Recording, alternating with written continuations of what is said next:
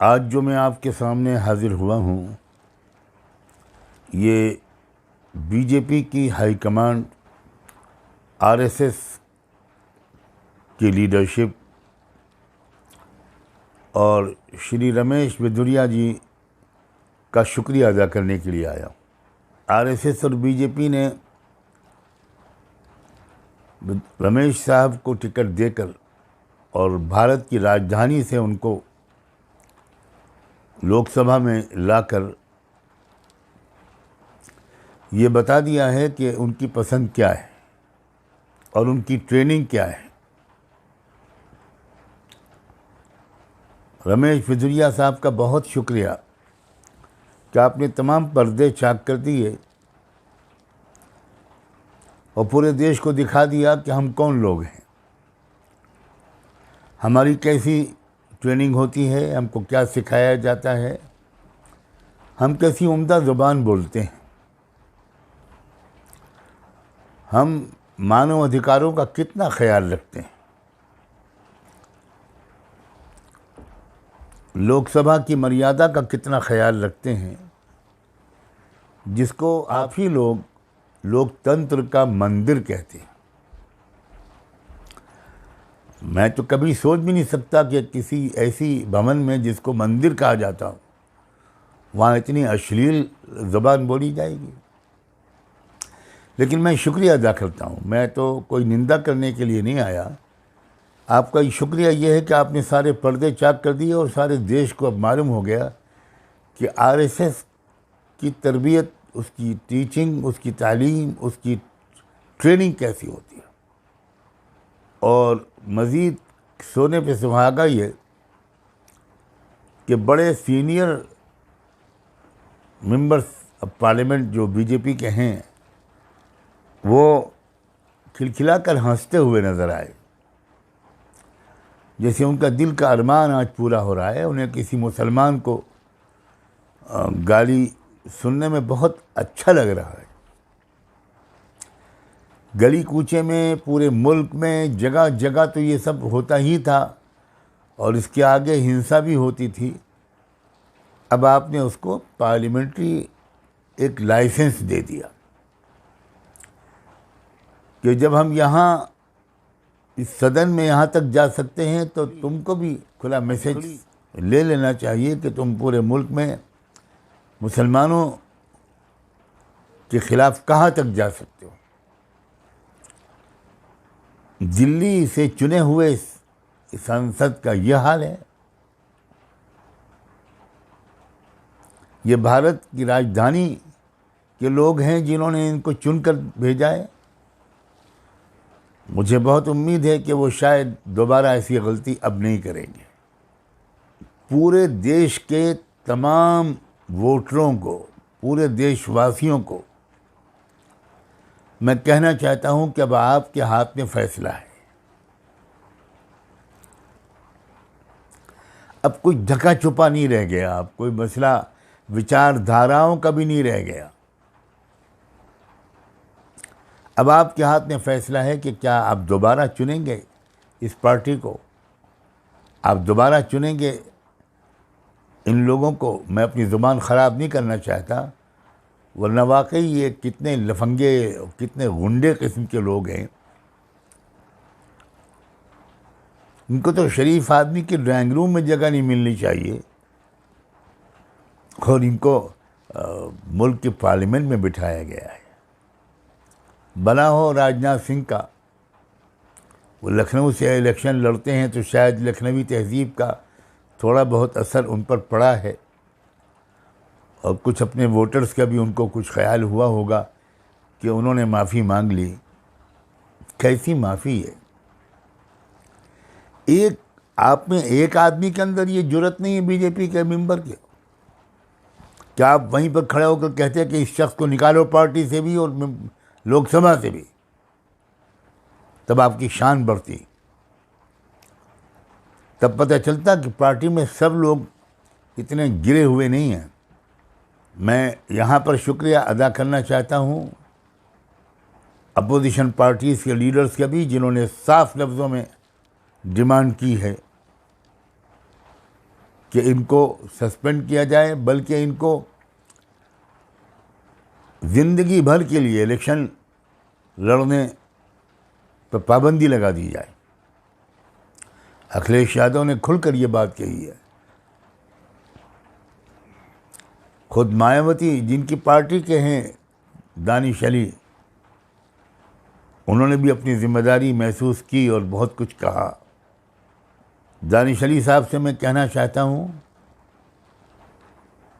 अगर उन तक मेरी आवाज़ पहुँच जाए कि आप रिज़ाइन मत कीजिए, आप जमकर मुकाबला कीजिए इस आतंकवाद का, इस उग्रवाद का। और मैं चाहता हूं कि जिन लोगों ने आपको पिछले चुनाव में वोट देकर भेजा था, वो आप दुगने वोट देकर आने वाले चुनाव में आपको सदन में भेजें। मैं आपको नहीं जानता, ना आपके बारे में जानता हूं, ना आप मुझे जानते हैं, लेकिन एक इंसान की ऐसी तौहीन, एक मुसलमान को ऐसी गालियां, उन मुसलमानों का ज़मीर कहाँ मर गया है जो राष्ट्रीय मुस्लिम मंच का ढोल बजाते फिर रहे हैं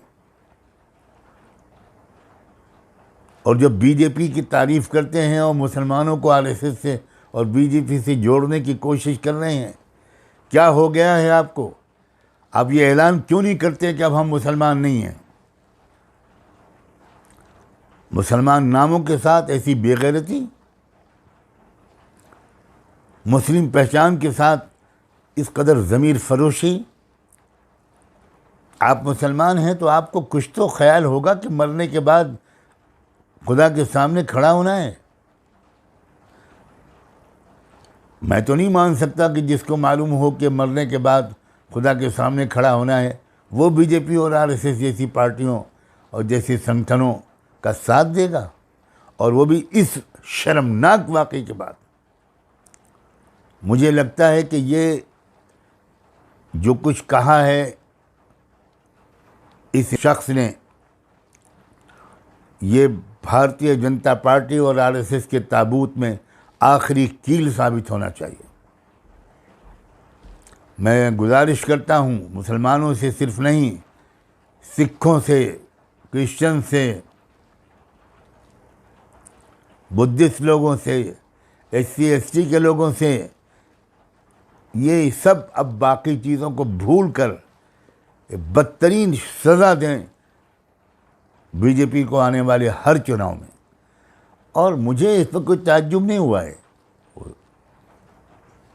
इसलिए कि जिन लोगों ने गुरु गोलवालकर को पढ़ा है, जिन्होंने सावरकर को पढ़ा है, वो उन्हें कोई ताज्जुब हो ही नहीं सकता,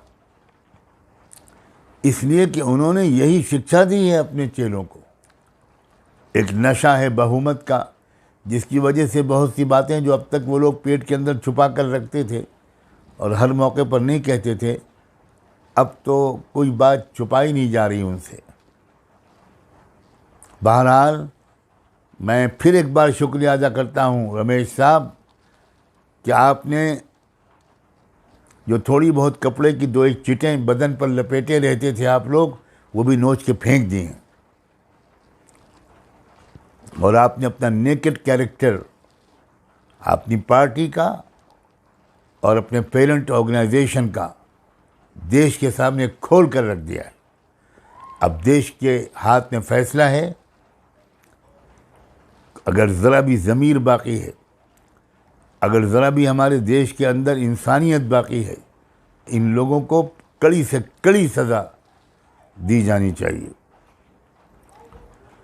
ख़ास तौर पर मैं अपनी बहनों से कहता हूँ, महिला समाज से कहता हूँ, जिन्होंने भर भर कर बीजेपी को पिछले इलेक्शन में वोट दिया था, अब तो नहीं देंगी वो, मुझे मालूम है अब नहीं देंगी, क्योंकि एक लज्जा होती है, एक शर्म होती है औरत के अंदर, एक डिग्निटी होती है। एक सवाल का जवाब दे दिया रमेश साहब आपने, लोगों की समझ में नहीं आ रहा था कि विशेष सत्र क्यों बुलाया गया। आपने बता दिया कि विशेष सत्र गालियां देने के लिए बुलाया गया था। इसी काम के लिए बुलाया गया था। और शायद आपको अपने आने वाले इलेक्शन में अपनी मौत नज़र आ रही है, इसलिए झुंझलाहट है, फ्रस्ट्रेशन है, जो आपसे इस तरह की पागलपन की बातें कहलवा रहा है। फिर एक बार कहता हूँ, हर वोटर को अपना वोटर आईडी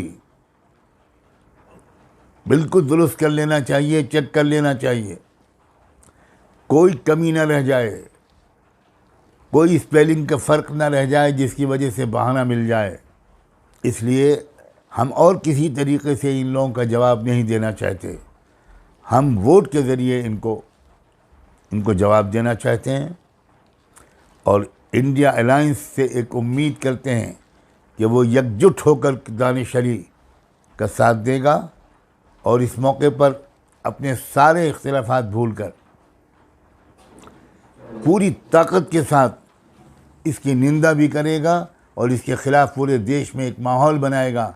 जाइए पूरे देश में और हर जगह ये वीडियो दिखाइए। मुझे यकीन है कि भारत का आम नागरिक इतना बेशर्म और बेहया नहीं है, वो इन वीडियोस को देखकर वो फैसला कर लेगा कि अब इनको दोबारा चुनाव में नहीं जीतने देना है। मैं अब यहीं पर अपनी बात समाप्त करता हूँ। बहुत बहुत शुक्रिया।